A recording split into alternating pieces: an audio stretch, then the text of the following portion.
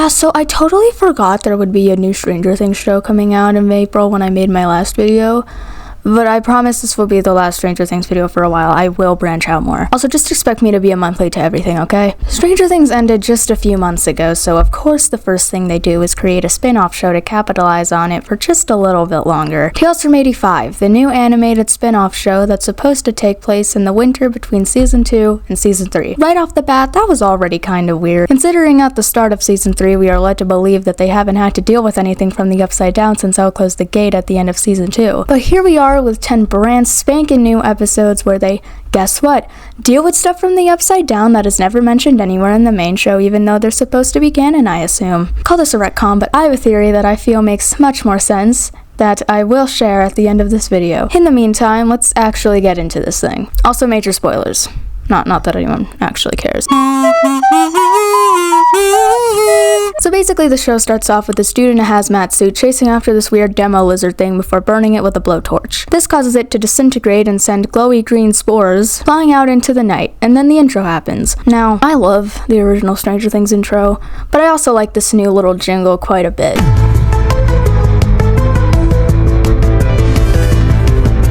Basically, the lizard thing was a dead vine from the Upside Down that was brought back to life by the serum, mutagen, that can revive dead plants that was made by this girl, Miss Baxter, who's the mom of the new character Nikki, who we'll get back to in a second, don't worry. Anyway, those spores have now spread to other plants in Hawkins and mutated them into monsters that look like they belong in the first half of TMNT 2012 Season 3. You can't tell me they don't look like that. This is a Teenage Mutant Ninja Turtles level threat. Also, these monsters need a human host to survive, which the writers seem to have forgotten about halfway through the season, because they just start straight up murdering these things. I hope there weren't any people in those ones because they disintegrate completely, so those people are probably dead now. So yeah, that's basically all the background information of these new monsters, and they don't actually tell us that until episode 6, and it's kind of out of nowhere and completely unprompted, which is why I just told you now. And that was in November 1984. So then fast forward 2 months to January 1985, and there's a snow shark going around killing and eating people. So, you know, we should probably do something about that. And something they did with this new girl named Nikki that they saved from the snow shark. So naturally, they let her in on all their plans and tell her all about the Upside Down, just casually walking down the street while there's people around. I guess she did save Will from getting punted, so I guess she deserves to know all the government cover-ups we just so happen to be privy to. Eventually, they figure out that there's a hive mind and a queen of all the monsters, and she lives in the sewers. So obviously, they go into the sewers in a scene that looks straight out of It, Welcome to Derry, and get their asses kicked by vines, so they go home. Eventually, they also figure out that Miss Baxter is behind the mutagen. I will keep calling it that, I really do not care. And at first, think that she made the monsters, but it turns out to be this old guy named Daniel that she was dating. They find this out by breaking into Nikki's house with her help, I might add, and Will and Max end up finding this box full of VHS tapes and watch one of them. To be fair, that one was pretty damning. It's literally just the opening scene of the show. And then they find a secret lab in the greenhouse and find what I think is supposed to be the actual queen. But then what the heck is this thing? The Jester? Anyway, after that, they all end up fighting this big thing which tries to open a gate to the Upside Down, and for a minute it looks like they might lose, but it's okay, because Elle just got a random power boost out of nowhere for plot convenience and everything's great again. And they all live happily ever after. Well, that's not true. Alright, now that we know what the heck happened and are already on the 3rd page of the script, let's talk about my thoughts on it. Now let's start off with a pretty big part of the show. The animation. I personally like this style. I think it looks really cool. I'm pretty sure it was supposed to feel like an 80s cartoon, so naturally they use CGI. But I do actually love this style. It kind of feels like Mutant Mayhem, like the Ninja Turtles movie. I'm gonna be making a lot of Ninja Turtles references, just bear with me, please. The music was also pretty good. It wasn't made by Kyle Dixon and Michael Stein like in the original show. It was made largely by this guy named Brad Breek, who made the Gravity Falls theme, and everyone knows that song is a banger. I've already talked about the new theme, and I don't care what anyone else says, I like it. It's not better, but it's good. I thought because the show is rated TV PG and is targeted towards a younger audience, it wouldn't be as horror-y. I was wrong. There were plenty of moments where I just thought, damn, this is a kid's show? They literally just show a guy being eaten alive, like, oh my god. But then I remember that one scene in Gravity Falls where Bill Cipher rearranges all the holes in that one guy's face, and I'm like, yeah, this is a kid show. It was mostly the scenes where the snow shark would get people, and also that one episode where they're snowed in the school. That one was kind of scary. But yeah, this show was low-key scary, but a lot more high-key scary than I anticipated it to be. And I like that. They didn't dumb it down too much.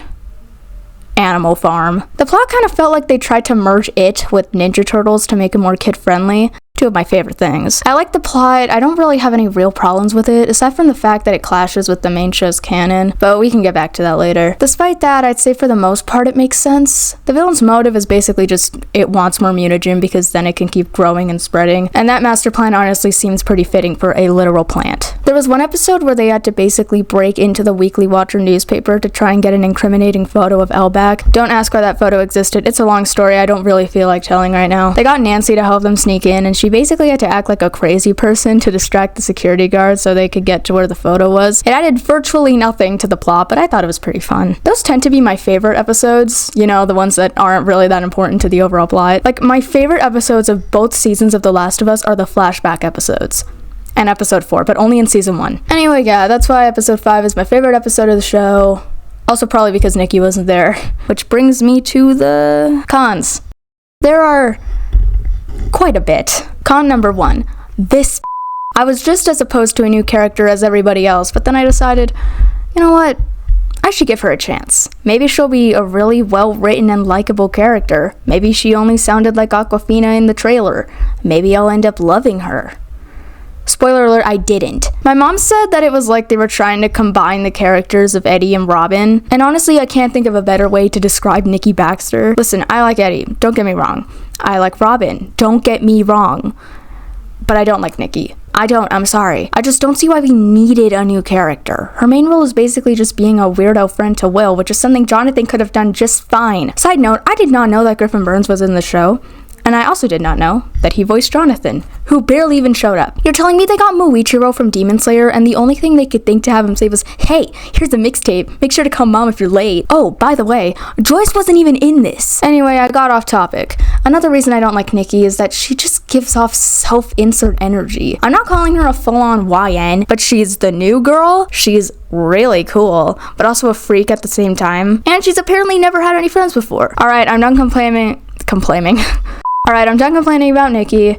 Now I'm going to talk about all the low-key unrealistic aspects of the show, and I mean unrealistic by even fictional Stranger Things standards. The Stranger Things characters are now strangers to taking on monsters twice their size, or maybe even much bigger. But the monsters they face in this show, like I said, they are Teenage Mutant Ninja Turtles level threats. Like, I can imagine those guys taking down a giant mutated pumpkin, mainly because that's kind of what they do, but 7 13-year-olds who are more or less just that, 13-year-olds, not really. Even 11 with her powers gets pretty easily incapacitated by this thing. But of course they win anyway because this is only the opening of episode 3. It's just a little out there, you know? The smaller monsters that are much more their size make a lot more sense as a common monster they'd face. I have no problems with that. It's just that pumpkin monster and the queen at the end of the show. Okay, but why was that final battle more engaging than the actual final battle of the entire main show? That was a good battle. I really liked that battle. But I kept remembering that these guys are literal children, and I can't see this actually happening, even though we're kind of supposed to. Like, this did not take down this. Also, there is no way they survived that fall. Do you see this elevation? Will literally got his leg crushed and was running around just fine like immediately after. Oh, I'm sorry, I didn't know these kids' bodies were made of steel. I find it kind of funny that here they were so ready to let Nikki into their group and tell her everything. Although, I guess they kind of had to, considering they had to save her from the snow shark and she saw Eleven's powers and everything. I don't have as big of a problem with 11 using her powers in broad daylight, mainly because every time she did, there wasn't really anyone around. Still hella risky though. Anyway, they were just openly telling Nikki everything that happened with the Upside Down just walking down the street, while there were multiple people in earshot when in season 2, Lucas had to arrange him and Max being alone in the back of the arcade to tell her everything about the Upside Down. Maybe they're so open because the lab is shut down at this point? I don't know, it was just weird. I feel like there was only one character who actually really sounded like themselves, and it was Lucas. I guess Nancy too, but she was only in one episode, so. I don't know why they didn't get the actors of the older kids back, but Nancy's the only actual good one. Steve doesn't really sound like Steve to a frustrating degree, and Jonathan, as we know, is voiced by a Hashira, which is probably the least Jonathan thing in existence. Another character I think sounded like themselves was Max, although her noise was noticeably lower than how how she actually sounds, but I liked her. Justin's voice was also lower, but he was also by far the cringiest character in the show, and every time he talked, I just wished he'd shut up. Like, he was more annoying than Nikki. I'm not comfortable with that. That shouldn't be the case. I think a lot of the characterization remained consistent for the most part, but I think due to the lower rating and the target audience being younger, the characters were a lot less serious than they usually are. I don't know if I'm just stupid, but if there's a plot twist in something, it's probably gonna get me. What I like about the plot twists in this show is that there were actual clues pointing to them. Like, I remember seeing the mutagen for the first time when Miss Baxter was using it, and I was like, that kind of looks like the stuff that the monsters are made of, sort of.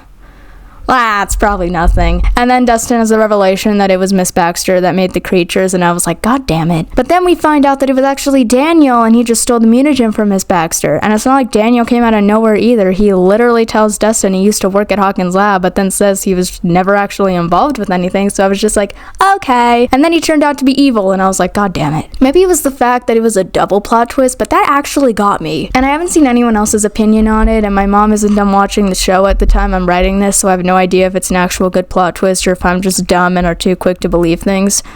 Let me know in the comments. Remember my theory I mentioned at the beginning? Well, I'm ready to tell you. You know how in the Zelda series there's a timeline with all the games, and there was a timeline split at Ocarina of Time where 3 separate timelines were created, being the child timeline, adult timeline, and downfall timeline, which is basically just a what if scenario, but whatever. I think that's what's going on here. Something happened after season 2 that caused a timeline split, and I think that something was just Daniel stealing Miss Baxter's mutagen and reviving the vine. So we have one line that's just the rest of the main series, and then we have another line that's on a different branch after season 2, which is where this show takes place. That is my canon.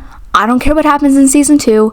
That is what's up. I'm basically saying I don't accept the show as canon. I think that when viewed while disregarding all Stranger Things lore after season 2, it's actually a pretty alright show on its own, even though it is arguably way more corny than the original ever was. But as a spin-off of a 5-season show with an established canon, not really feeling it. In summary, I liked it. It felt like there were a lot of things inspired by It, which is everything I've ever wanted for this series. Like, you have no idea how badly I've wanted these kids to go and walk around in the sewers looking for monsters. When I realized that was gonna happen, I was a pretty happy camper. Also, the plot genuinely did feel like a season of Ninja Turtles, specifically the 2012 one, because I love that one, because that's the one little me watched and got me into the franchise. I know that's not a very widely shared opinion, but I don't care. It's mine, and I'm entitled to it. Anyway, this script is 10 pages long, and I don't really have anything else to say about this, so... Also, I'm pretty sure they just straight up murdered their coach in episode 7. Okay, bye! Oh my god.